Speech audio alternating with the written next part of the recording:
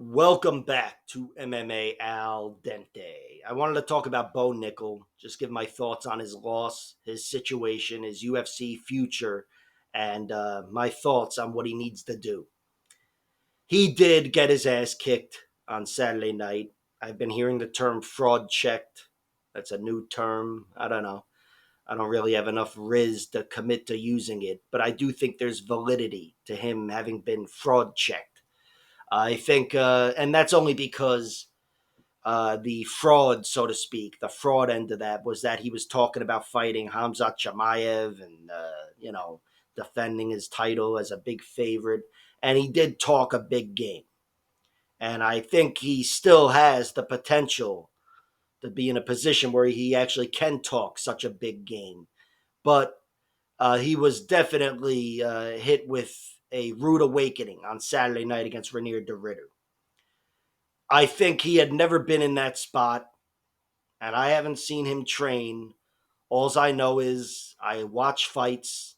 I'm a pussy. I don't know how to fight. I don't train to fight. But I've watched enough fights to know he had not been in that position before. And he looked visibly uncomfortable. And I do think he needs to be getting his ass kicked in training. He needs to get his ass kicked.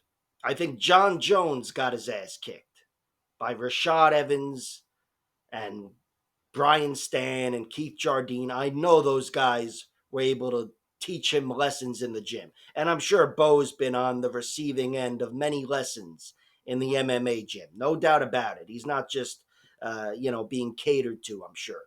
But he definitely wasn't put into the fire. I feel like he hadn't tasted everything he needed to taste. The body shot going wrong and the calf kick with the drop foot and the horse shit and all the things that could go wrong. He just hadn't been there. And again, this is just because it was obvious while watching it. I don't know how you'd even describe his reactions there, what he was doing when he was getting hit with those body shots, but it doesn't look like other fighters, seasoned fighters. He wasn't doing the right things to fight his way out of that spot, and it was obvious this was a new kind of pain for him. So I do think he needs to get his ass kicked in the gym when it's safe, when the guy kicking his ass is only there to help him, and when there's a team of coaches around him, but just so he gets accustomed to everything, every feeling he can feel in an MMA fight. And that's easier said than done. You can't just take somebody and go, hey, we want to beat the shit out of you. We're going to beat the shit out of you every day. But it's going to happen in the octagon. So step by step and with a lot of precaution, he's got to get his ass kicked like every other fighter has done in the past. Khabib and the rest of them. They've been put in bad spots, and I'm sure they've been defeated plenty of times in the gym. Again, I'm sure he's been defeated, submitted, and he's been, bested in striking, sparring. I know it without having seen it. But again, with having seen his fight, I know he hasn't tasted everything. But I have to say, as for him not tasting everything and looking uncomfortable and all the horseshit I just said, which I'm about to undo here, I think he was hit with a devastating finishing shot. That was like a one punch knockout type of body shot there. He was hit right on the liver. I don't know where the fucking liver is. I just know which side it's on. But close enough to the liver where that one shot took him out. And he was taken out. And I'm not saying that, just to excuse everything else. Again, he looked really fucking uncomfortable there. But I'm saying that to kind of cushion the blow of him being called a quitter. I don't know if I'd call him a quitter. I know from what he's done in wrestling and, just in general throughout his life, the guy has resilience. He's got grit.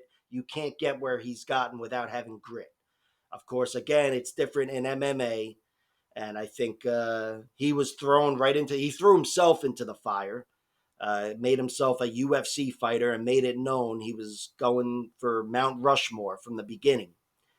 And he's passed a lot of solid tests, which is another point I want to make, and I'll make in a minute. But here he met Reinier de Ritter, which, as for UFC talent, was unknown largely and definitely had the biggest capacity to be something much greater than he appears to be. His losses, which come to one guy, have come somewhat recently. He had one win before coming to the UFC after those losses, and the losses weren't the best look. And he's also I can't call him a one-dimensional fighter, certainly not now, but he's much more, with the one dimension than the others, much more of a grappler. And I just think he was overlooked in a lot of ways. And yeah, and by his by his management as well, and maybe by Bo himself. I don't think it was a great decision to fight Reinier de Ritter, and I'd hate to be the asshole saying "I told you so" or whatever. In retrospect, it's easy to say things after it's done. Bo definitely, it would not have surprised me if Bo beat Reinier de Ritter, and I'm sure it wouldn't have surprised Bo or his team. But it was still a much bigger question mark than most other fights in the UFC. They're much more known commodities, and you could measure them against other commodities. Reinier de Ritter's career takes place in ONE FC. I'm aware there's some very talented fighters there, and I can name a bunch he's beaten. I've seen the fights, and I've seen their other fights. But he was still a largely unknown quantity coming into the UFC. And I think they overlooked it, and he was put into a spot where he felt what I think he would have felt in his next fight if he passed this test with RDR. I don't know who he was going to fight next, but I said since the beginning, these well-rounded, middleweight beasts, these Vittori's. Vittori's not too dangerous. I think Marvin Vittori would make him pay in many different ways. Jared Cannonier. And these guys, they aren't championship level. They're right below that. Title challengers, but they don't, they're considered beneath the Hamzats of the world and whatever. But those guys are top fighters, and they've been around, they've felt everything, and I think they'd be way too much for Bo Nickal. So it was only a matter of time, in my opinion. I'm sure even he'd agree after this loss. But now he's tasted it, and yeah, he's got to go get his ass kicked in the gym, and he's got to make sure he gets that drop foot from the calf kick that can go wrong, and have somebody stalking him. And the first time, you can't give somebody drop foot or whatever. But my point is, he's got to get his ass kicked. They've got to get him back in the gym and go. And also, I think if it was me, if I was his management, I'd bring him back a few notches. I wouldn't put him back where he's one fight away from the Reinier de Ritters, which is typically what happens when a fighter loses a fight in the UFC. But Bo needs more development. And I think he's going to get some easier victories. And you could say that's the point I wanted to make. You could say he's had an easy road, and this was the first real test he's passed. If somebody else came into the UFC, I forgot I got this fucking screen up here. If somebody else came into the UFC with a 7-0 record, and they were on the regional scene, they were just some nobody, but they had wins over Jamie Pickett, Val Woodburn, Cody Brundage, and Paul Craig. Not to mention Donovan Beard with a 7-1 record. That is not the best fighter, Donovan Beard, but look at that, 7-1 versus 2-0 Bo Nickal. And it's not all about records and whatever, but just with MMA experience, that's depth right there. That's something where I see that type of matchup. Even if the guy that has a 2-0 record has a lot of promise, I'd say, yeah, there's definitely a chance, if not a good chance, he loses this fight on experience alone. And if you don't believe me, just look at every fighter's record. I mean, not that every one of them has some loss to somebody they're better than, but a lot of them have lost early in their careers, and you kind of just dismiss it. Like, all right, they're pretty much amateurs at that point, and whatever. But yeah, he's definitely got a deep resume. And if somebody had this kind of resume coming into the UFC, I'd say this person is on path to be a champion. I mean, he's a nobody We haven't seen him yet, but just looking at this guy having beaten Jamie Pickett, this Val Woodburn guy, 7-0, Cody Brundage, Paul Craig, these are UFC fighters, UFC level fighters, and he beat these guys. And he finished just about all of them. I'd say this guy is on track for greatness, but I still probably wouldn't book him against an RDR. And again, there's forgiveness there because RDR was an unknown quantity, but he's definitely a guy who's achieved greatness already outside the UFC, and I think it was a little too much for Bo Nickal.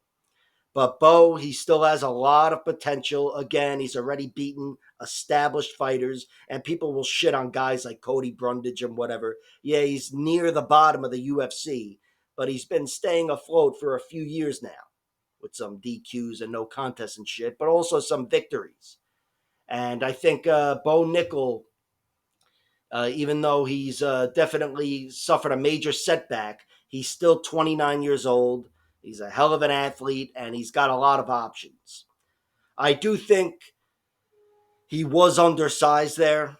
I'm not saying he should make it to 170 because that might make the body shots that much more deadly. I don't know his body, but I think if it's within the realm of possibility, he should give it a shot or look into it anyway. Maybe do a trial run, but spend time, really caring about his development as a fighter. And that I think he needs to take two steps back here.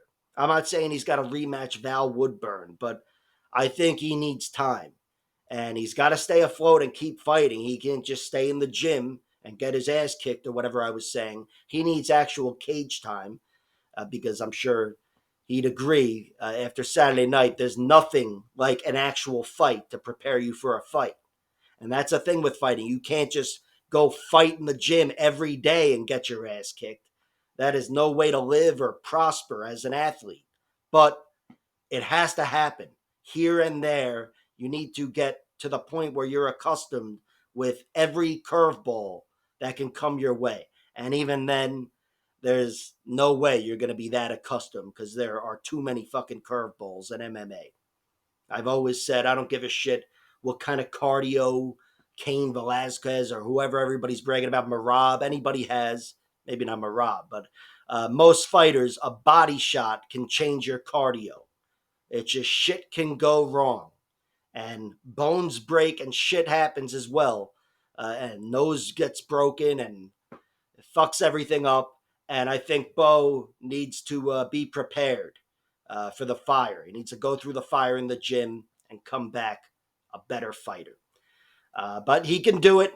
He can definitely do it. He's fucking Bo Nickal. And he's already achieved enough greatness to the point where, like I said, these traits that he may not have shown inside the octagon yet because he hasn't gotten his ass kicked enough, but I know he's got grit. I know he's got traits. So we'll see what happens. But yeah, the future is definitely still bright for Bo Nickal. He's still got a very impressive UFC record, let alone MMA record. But yeah, this was a little too much too soon. Like, share, subscribe, all that horse shit, and check out my other videos where I also ramble.